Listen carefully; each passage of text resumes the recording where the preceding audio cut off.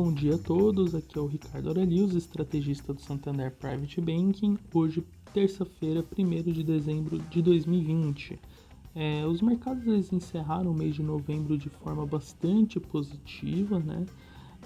E só para ilustrar o quão positivo foi esse movimento, né, a gente viu as bolsas internacionais experimentando altas superiores a 10% no período, tá? E como a gente tem destacado mais recentemente, essa dinâmica ela foi possível a partir do resultado das eleições americanas, né, que consagrou o Joe Biden no final do dia como vitorioso, né? O desenvolvimento mais avançado das vacinas contra a Covid-19, né? E o fato de que nessa segunda, terceira onda da doença, a gente vê os países adotando medidas de restrição menos severas e mais localizadas, né, se a gente compara com as adotadas no início da pandemia. E além disso, a gente tem ainda um ambiente de amplos estímulos monetários e fiscais e que ajudam, né, nesse momento que a gente está passando por uma transição de visualizar uma normalização, né, dessa questão da pandemia, né, e da atividade econômica em função da possibilidade de no ano que vem você estar de fato vacinando a boa parte da população global.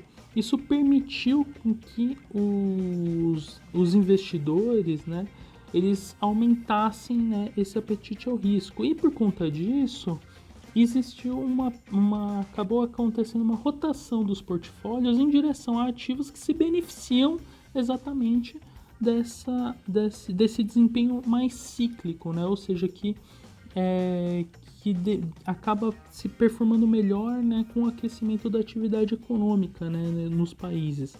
E isso fez com que o fluxo de investimentos estrangeiros, inclusive para a Bolsa Brasileira, né, fizesse um recorde mensal, né, bastante expressivo, algo que a gente não via há muitos anos, inclusive, né? Então você teve uma entrada de mais de 30 bilhões de dólares no Brasil ao longo de novembro, o que acabou não só impulsionando a alta do índice, né, no mês, que foi uma alta expressiva, né, de 15,9%, mas também sustentou o índice ali também nesses patamares de 109, 110 mil pontos, que é o que nós estamos hoje em dia, tá? A gente continua a observar uma certa dicotomia entre o mercado de renda variável e renda fixa, né? Porque o primeiro ele continua sendo afetado por essa dinâmica externa, né, de maneira mais direta, né? Enquanto que na renda fixa acaba penalizando um pouco mais as incertezas no âmbito das reformas, das questões fiscais no Brasil, né? Que agora, né, passado o segundo turno das eleições municipais, elas deveriam começar a caminhar. A gente tem a lei de diretriz orçamentária para ser votada, assim como o próprio orçamento do ano que vem, que precisa ser encaminhado em breve, tá? No mais, acho que é importante a gente comentar, as curvas de juros aqui, elas acabam ficando mais pressionadas por conta dessa exigência de maior prêmio, né, para financiar o tesouro em horizontes mais longos, né? E pelo fato de que muitos começam a questionar se o Banco Central de fato também conseguirá manter a taxa básica em níveis tão estimulativos, né, em meio a essa desconfiança frente à questão fiscal, e também porque a inflação no curto prazo ela tem ficado de fato mais pressionada, né? Nesse aspecto, a volta não prevista da bandeira tarifária vermelha, né, nas contas de energia elétrica, ela vai afetar bastante o IPCA no curto prazo, né? Então, só para a gente ter uma ideia, as projeções para o IPCA de dezembro, né, do IPCA fechado de dezembro, elas estavam ali na casa do 0,7, 0,75, alguma coisa assim, o que já é um nível alto considerando o nosso cenário. O que resultaria uma inflação acumulada em 2020 ali na casa do 3,8, alguma coisa assim. Com essa adoção da bandeira tarifária vermelha, a gente já está falando de um IPCA acumulado em 2020 lá na casa dos 4,2, 4,25, alguma coisa assim. E se isso se confirmando, Obviamente, a gente ainda estaria dentro, né? O Banco Central teria cumprido o regime de meta de inflação, lembrando que a meta para 2020 é de 4%, mas, de fato, a dinâmica ela começa a ficar cada vez mais punitiva nesse sentido, né? Então, por um lado, é bom que esse reajuste tenha vindo em dezembro, né? Isso acaba tirando um pouco da pressão para o ano que vem, quando o Banco Central tem que lidar com uma meta de inflação de 3,75, né? E as expectativas de inflação elas já estão subindo na ponta, né? Quando a gente olha 12, 18 meses à frente, as expectativas dos analistas estão começando a ficar um pouco mais pressionado. Até porque você tem questões climáticas, né? Que inclusive é o que justifica essa bandeira tarifária vermelha, né? Por conta de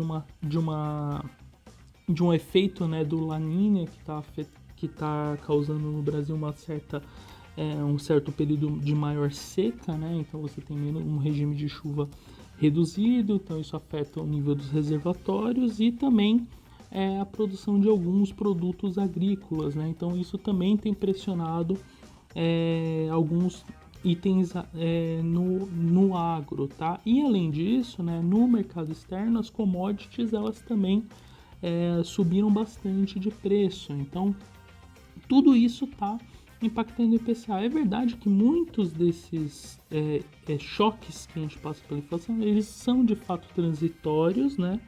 Mas o que fica é a sensação de que se o Banco Central perde um pouco da credibilidade dele em relação à condução da política monetária, né, frente ao aumento da inflação, isso pode levar a aumento de expectativas e isso tem um efeito deletério para a economia como um todo. Então, cabe atenção, né? Obviamente, aqui a gente está fazendo um disclaimer que não se trata de uma visão extremamente pessimista nesse caso. O fato é que, como a inflação ela continua pressionada, a gente tem tido um apetite maior pelos juros reais, né? Principalmente ao longo desses 3, 4 meses, porque eles mostram um carrego mais favorável, tá? Voltando agora para a dinâmica hoje dos mercados, né? A gente vê uma dinâmica mais positiva, tá? Basicamente por dois fatores. O primeiro é que, aparentemente, uma das empresas que está produzindo uma vacina contra a Covid-19, ela já está em vias de pedir a possibilidade de utilização lá nos Estados Unidos, e também os dados da China, né, os PMIs da China, eles vieram muito fortes agora no mês de novembro, né, vindo superiores ali em níveis que a gente não via desde de 2010, tá? Então, isso também dá um ar de que dessa atividade econômica no mundo se recuperando bastante forte. Hoje a gente tem também o ISM nos Estados Unidos, que é um indicador importante de atividade, e bem como um discurso do presidente do Federal Reserve, que também vai ser bastante importante acompanhar. Eu fico por aqui, bom dia a todos.